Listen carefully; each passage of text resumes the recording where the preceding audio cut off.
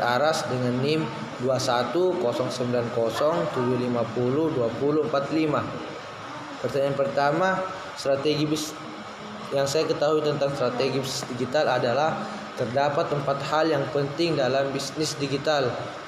Suatu perencanaan bisnis digital adalah hal yang penting dan harus sebelum mendirikan suatu perusahaan. Tujuan perencanaan bisnis: pertama, memastikan bisnis berjalan sesuai visi dan misi. Kedua, menghitung sumber daya yang diperlukan untuk operasional. Ketiga, membuat estimasi kapan bisnis akan profit. Keempat, melakukan evaluasi untuk merencanakan bisnis selanjutnya dan bagaimana cara membuat bisnis yang baik.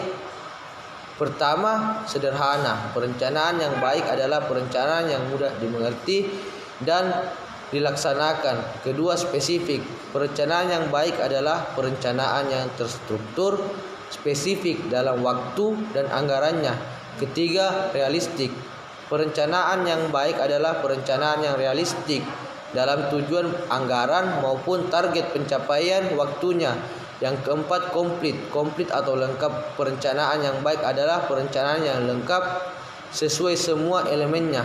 Kedua, pelaksanaan bisnis dan tambahan modal dari lembaga keuangan. Ketiga, evaluasi membandingkan hasil kinerja usaha yang sudah berjalan dengan rencana yang telah dibuat sebelumnya, apakah sesuai apa tidak.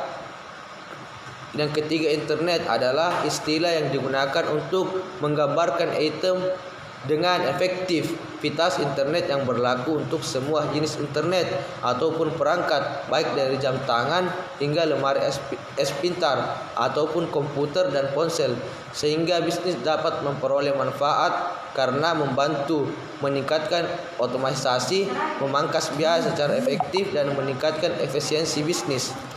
Yang Anda ketahui tentang the concept of framework of digital model.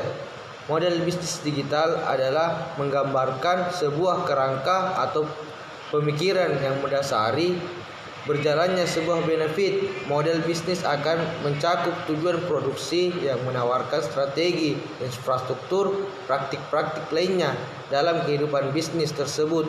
Ada setidaknya 4 model bisnis yang sering digunakan. Yang pertama, business to business atau B2B. Model bisnis B2B memfokuskan diri pada penyediaan produk, barang, dan jasa dari suatu bisnis ke bisnis lainnya. Model bisnis ini merupakan yang paling sering ditemukan dalam supply chain sebagai produk akhir, misalnya smartphone sebagai produk penjualannya. Maka model B2B akan menyediakan berbagai spare part atau berbagai perangkat material yang bisa digunakan untuk membuat gadget tersebut. Yang kedua, business to customer. Tidak bisa dipungkiri lagi, sektor terbesar menopang pertumbuhan ekonomi digital di Indonesia adalah business to customer. Model bisnis ini adalah model bisnis yang lazim digunakan di pasar digital dan e-commerce. Maka sektor B2C adalah bisnis sebagai penjual yang menjual barangnya atau jasa mereka kepada konsumen untuk digunakan. Yang ketiga, model customer to customer atau C2C. Model customer to customer merupakan model bisnis di mana konsumen bisa menjual produknya langsung ke customer lainnya.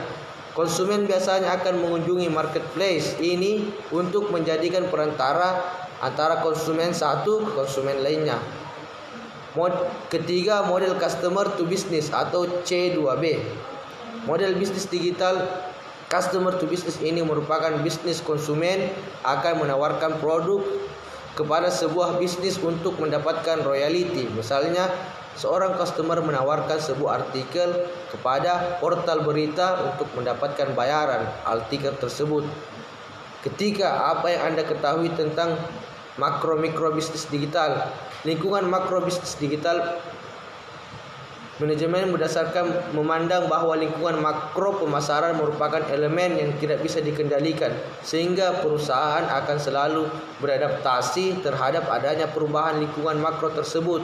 Beberapa lingkungan makro pemasaran yaitu perekonomian terdiri atas faktor-faktor ekonomi yang tidak bisa langsung berpengaruh terhadap aktivitas pemasaran, antara lain berupa tingkat pendapatan, tingkat revisi tingkat pertumbuhan ekonomi. Kedua, lingkungan demografi. Pada prinsip demokrasi, mempelajari tentang populasi manusia dalam hal ukuran pendapatan, lokasi, umur, jenis kelamin, mata pencarian, lingkungan sosial dan budaya, dibentuk oleh lembaga kekuatan yang mempengaruhi nilai-nilai dasar persepsi untuk dilakukan perilaku masyarakat. Keempat, apa yang Anda ketahui tentang algoritma? Algoritma adalah sistematis untuk memecahkan suatu masalah.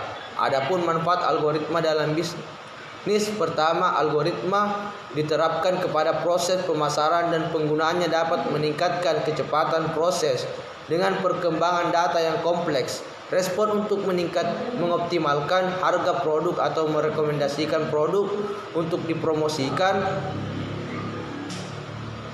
berdasarkan celah di kisaran pesaing. Sebuah algoritma dapat merekomendasikan canggih berdasarkan apa yang pelanggan atau konsumen sukai serta memperbarui secara terus-menerus persediaan hingga dapat dipengaruhi. Algoritma juga dapat digunakan dalam mesin pencarian, contohnya Google. Algoritma memungkinkan mesin pencarian secara teratur mengubah algoritma mereka untuk meningkatkan kualitas hasil pencarian. Oleh karena itu, optimasi mesin pencari yang cenderung membutuhkan penelitian dan pemantauan yang konsisten. Baik, terima kasih.